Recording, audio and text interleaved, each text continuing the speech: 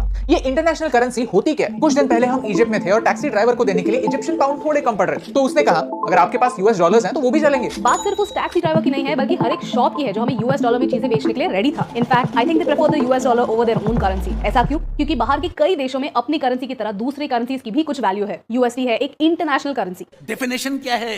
एक international currency वो currency है जो अलग अलग देशों में ट्रेड के लिए यूज हो सकती है। इसे एक्टिवली ट्रेडेड करेंसी भी कहते हैं। आपने हिस्ट्री में पढ़ा होगा कि पहले कोई करेंसी हुआ नहीं करती थी, लोग बार्टर सिस्टम यूज करते थे। मैं मेरे खेत में टोमेटो ग्रो करता हूं और सपोज मुझे गेहूं की जरूरत है तो मैं मेरे टोमेटो देकर गेहूं लिया करता था। लेकिन इसमें कई सारे लिमिटेशंस थे, इसलिए लोगों ने करेंसी बनाई, ये पेपर का टुकड़ा। जब भी ये पेपर का टुकड़ा एक्सचेंज होता है तब भी एक और चीज एक्सचेंज होती है और वो है ट्रस्ट। वैसे कहा जाए तो मैं खुद ऐसा एक पेपर का टुकड़ा प्रिंट कर सकता हूं और उस पर कोई भी अमाउंट डाल सकता हूं, लेकिन प्रॉब्लम यह है कि इस पर फिर ट्रस्ट सिर्फ मैं करूंगा और मेरे ट्रस्ट करने से या ना करने से क्या फर्क पड़ता है। एक करेंसी में लोगों को ट्रस्ट करने की जरूरत होती है और उसमें जितने ज्यादा ट्रेडर्स ट्रस्ट करेंगे उतनी ही उसकी वैल्यू ज्यादा होगी। A currency has no value without trust.